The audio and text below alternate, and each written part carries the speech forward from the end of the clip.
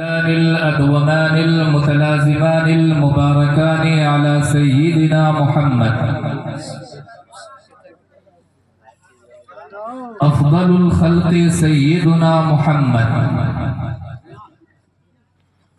خير الورى سيدنا محمد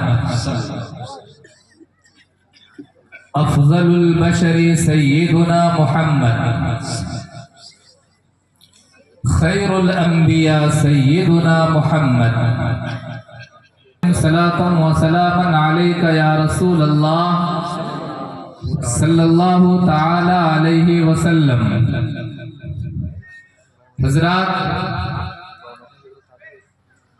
یہ تعلیمی بیداری کانفرنس اور یہ جشن دستار بندی کا حسین لمحہ،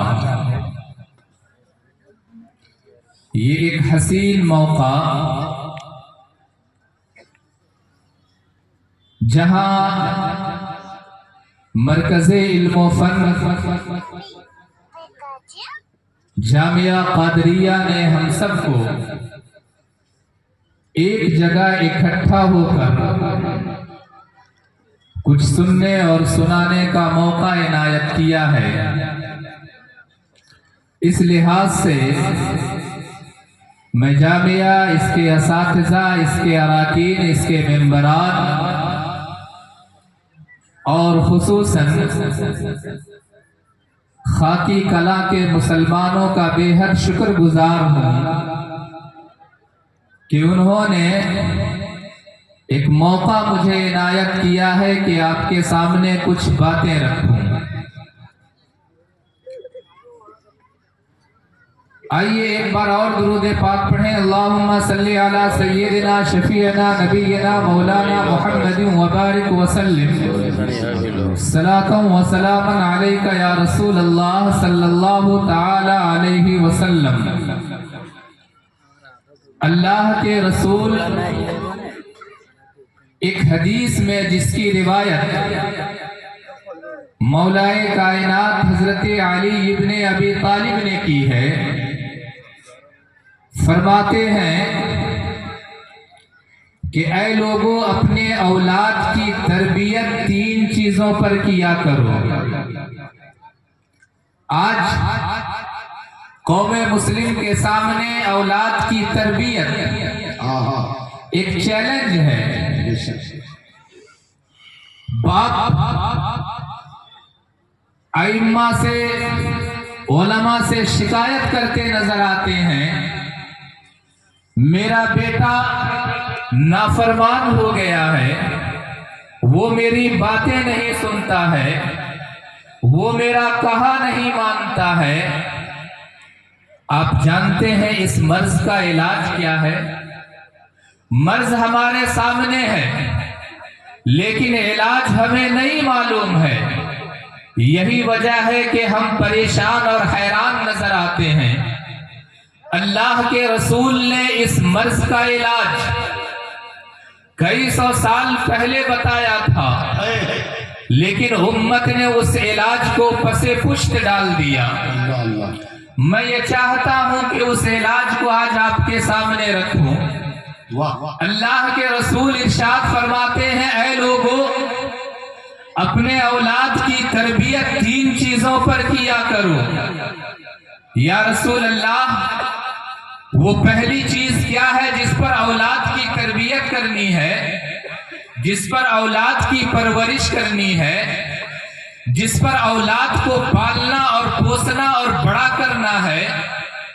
تو اللہ کے رسول نے ارشاد فرمایا تھا، ادبوا اولادکم علی حب نبیکم صلی اللہ علیہ وسلم۔ اے لوگو، اپنے اولاد کی تربیت اپنے نبی کی محبت پر کیا کرو، اپنے رسول کی محبت پر کیا کرو۔ عقل نے سوال کیا، یا رسول اللہ، اولاد کی تربیت نبی کی محبت پر کرنے کا کیا فائدہ ملے گا؟ اولاد کی تربیت نبی کی محبت پر کرنے کا کیا صلہ ملے گا؟ اگر ہم اولاد کی تربیت، اولاد کی پرورش نبی کی محبت پر کریں تو ہمیں کیا اجر ملے گا؟ تو اس سلسلے میں بھی میں آپ کے سامنے ایک حدیث رکھ کر کے اس کا جواب دینا چاہتا ہوں۔ حضرت ثوبان رضی اللہ تعالیٰ عنہ ہیں، اللہ کے رسول کے بڑے جلیل القدر صحابی ہیں۔ آپ کی پرورش، آپ کی تربیت حب نبی پر ہوئی تھی، آپ کی تربیت نبی کی محبت پر ہوئی تھی۔ آپ بے انتہا رسول پاک سے محبت کیا کرتے تھے۔ ایک دن آپ رسول پاک کی زیارت کے لیے آتے ہیں، چہرہ مرجھایا ہوا ہے، چہرہ کھلا نہیں ہے۔ اللہ کے رسول جب حضرت ثوبان کو دیکھتے ہیں تو ثوبان سے سوال کرتے ہیں، ثوبان کیا بات ہے؟ معمول کے مطابق تمہارا چہرہ نہیں ہے، آج تمہارا چہرہ مرجھایا ہوا ہے، کیا وجہ ہے؟ کوئی بیماری لاحق ہو گئی ہے، کوئی مرض لاحق ہو گیا ہے؟ حضرت ثوبان عرض کرتے ہیں، یا رسول اللہ، خادم کو کوئی بیماری نہیں ہے، خادم کو کوئی مرض نہیں ہے، یا رسول اللہ ایک فکر نے ستایا ہے، یا رسول اللہ ایک فکر لاحق ہو گئی ہے۔ اللہ کے رسول پوچھتے ہیں، ثوبان بتاؤ کیا فکر لاحق ہو گئی ہے؟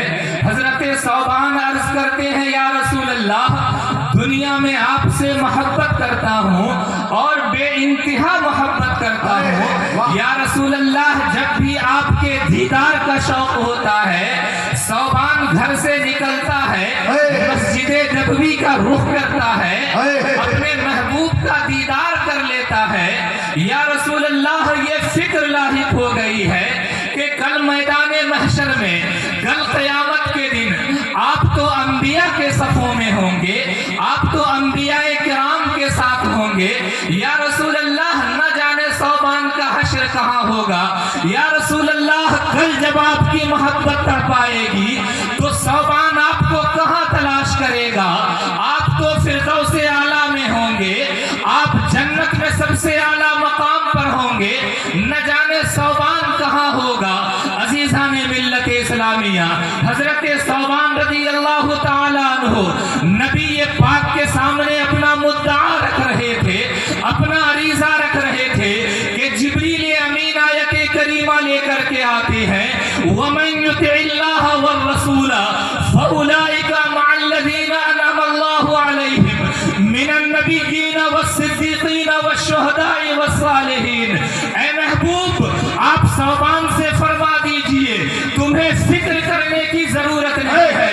اگر تمہاری پرورش نبی کی محبت پر ہوئی ہے، اگر تمہاری تربیت نبی کی محبت پر ہوئی ہے، تو اللہ تمہیں یہ مژدہ سنا رہا ہے کہ جو لوگ اللہ اور اس کے رسول کی اطاعت میں مرتے ہیں، کل وہ قیامت کے دن ان کا حشر نبیوں کے ساتھ ہوگا۔ اے ثوبان، تمہیں گھبرانے کی ضرورت نہیں ہے، کوئی اور کہیں ہوگا، لیکن اگر تم اللہ کے رسول سے محبت کرتے ہو تو تمہارا حشر اللہ کے رسول کے ساتھ ہوگا۔ نعرہ تکبیر، نعرہ رسالت، مذہب اسلام، تعلیمی کانفرنس، نعرہ تکبیر۔ یہ پہلا صلہ ہے۔ اگر آپ اپنے بچوں کو نبی کی محبت سکھائیں، ان کے دلوں میں نبی کی محبت ڈالیں، تو یہ ان کو پہلا صلہ ملے گا۔ یہ حدیث کا پہلا ٹکڑا ہے کہ اپنے بچوں کی تربیت نبی کی محبت پر کیا کرو۔ یا رسول اللہ، یہ تو پہلی چیز ہے جس پر اولاد کی تربیت کرنی ہے۔ یا رسول اللہ، اولاد کی تربیت وہ دوسری کیا چیز ہے جس پر اولاد کی تربیت کرنی ہے؟ تو اللہ کے رسول ارشاد فرماتے ہیں، وَعَلَى حُبِّ آلِ بَيْتِ، اے لوگوں اپنے اولاد کی تربیت میرے آل بیت کی محبت پر کیا کرو، انہیں حسنین کریمین سے محبت کرنا سکھاؤ، میرے اہل بیت سے انہیں محبت کرنا سکھاؤ، ان کے دلوں میں آل بیت کی محبت ڈالو۔ کیوں؟ جانتے ہیں اس کا بھی سبب اللہ کے رسول نے بیان کیا ہے۔ اللہ کے رسول ایک دوسری حدیث میں ارشاد فرماتے ہیں مثل آل بیتی کمثل سفینۃ نوح من رکب فیہا نجا ومن تخلف عنہا غرق وہلک۔ اے لوگوں میرے آل بیت کی محبت، اے لوگوں میرے آل بیت کشتی نوح کی طرح ہیں۔ میرے آل بیت کی مثال حضرت نوح علیہ السلام کا سفینہ ہے، جو حضرت نوح علیہ السلام کے سفینے میں سوار ہو گیا وہ نجات پا جاتا ہے، اور جو کشتی سے دور ہو جاتا ہے، سفینہ نوح سے جو دور ہوا ہے وہ غرقاب ہو گیا ہے، ہلاک ہو گیا ہے۔ میرے آل بیت کی مثال بھی ایسے ہی ہے، جو لوگ میرے آل بیت سے محبت کریں گے وہ نجات پا جائیں گے، اور جو آل بیت کی محبت سے دور رہیں گے وہ ہلاک ہو جائیں گے، غرقاب ہو جائیں گے۔ عزیزان ملت اسلامیہ، ضرورت اس بات کی ہے کہ ہم اپنے اولاد کی تربیت آل بیت کی محبت پر کریں، اپنے بچوں کے اندر آل بیت کے اخلاق کو ڈالیں۔ ہم آل بیت کے اندر جو اخلاق پائے جاتے ہیں وہ اخلاق اپنے بچوں کے اندر ڈالیں۔ میں آل بیت کے اخلاق کی ایک مثال آپ کے سامنے رکھنا چاہتا ہوں۔ آپ معرکہ کربلا جانتے ہیں، آپ علماء سے برابر میدان کربلا کا واقعہ سماعت کرتے ہوں گے۔ آپ نے یہ سنا ہوگا کہ یزیدی کنبے نے امام حسین کو شہید کیا تھا، لیکن تاریخ نے کروٹیں بدلی ہے۔ عزیزان ملت اسلامیہ، حضرت امام زین العابدین ان لوگوں میں سے تھے جو کربلا میں زندہ رہ گئے تھے۔ حضرت امام زین العابدین نے ذرا دیکھیے اخلاق کا کیسا نمونہ پیش کیا ہے۔ شاعر کہتا ہے قومیں اپنے اخلاق کی بنیاد پر زندہ ہوتی ہیں، جس قوم میں اخلاق مر جاتا ہے وہ قوم زندہ ہو کر کے بھی ایک لاش بن کر کے رہ جاتی ہے۔ ضرورت اس بات کی ہے کہ ہم اپنے بچوں کے اندر اخلاق ڈالیں، ان کی پرورش اخلاق محمدی پر کریں۔ عزیزان ملت اسلامیہ، میں آپ کے سامنے حضرت امام زین العابدین کا ایک قصہ رکھنا چاہتا ہوں۔ رات کا سناٹا ہے، حضرت امام زین العابدین کے دروازے پہ دستک ہوتی ہے۔ حضرت امام زین العابدین دروازہ کھولتے ہیں۔ ذرا دیکھیے آل بیت کا اخلاق ملاحظہ کیجئے۔ حضرت امام زین العابدین دروازہ کھولتے ہیں، دروازہ کھولنے کے بعد کیا دیکھتے ہیں؟ لوگوں کی ایک جماعت کھڑی ہے۔ حضرت امام زین العابدین ان سے پوچھتے ہیں بتائیے کس غرض سے آنا ہوا ہے؟ وہ جماعت کہتی ہے آج ہم آپ کے یہاں قیام کرنا چاہتے ہیں، ہم آپ کے یہاں آج رات گزارنا چاہتے ہیں۔ عزیزان ملت اسلامیہ، حضرت امام زین العابدین انہیں پناہ دے دیتے ہیں، ان کے لیے کھانا تیار کرتے ہیں، چراغ جلاتے ہیں۔ جب کھانا ان کے سامنے لے کر کے جاتے ہیں تو کیا دیکھتے ہیں؟ یہ تو وہی لوگ ہیں جنہوں نے کربلا میں میرے ابا حضور کو شہید کیا تھا، جنہوں نے کربلا میں میرے بابا جان کو شہید کیا تھا۔ اور جماعت نے بھی پہچان لیا چراغ کی روشنی میں کہ یہ تو امام حسین کے شہزادے امام زین العابدین ہیں۔ عزیزان ملت اسلامیہ، بہرحال اس جماعت کو امام زین العابدین کھانا کھلاتے ہیں۔ جب وہ جماعت کھانا کھا کر کے فارغ ہوتی ہے تو امام زین العابدین سے سوال کرتی ہے کہ اے امام کیا آپ ہمیں پہچان رہے ہیں کہ ہم کون ہیں؟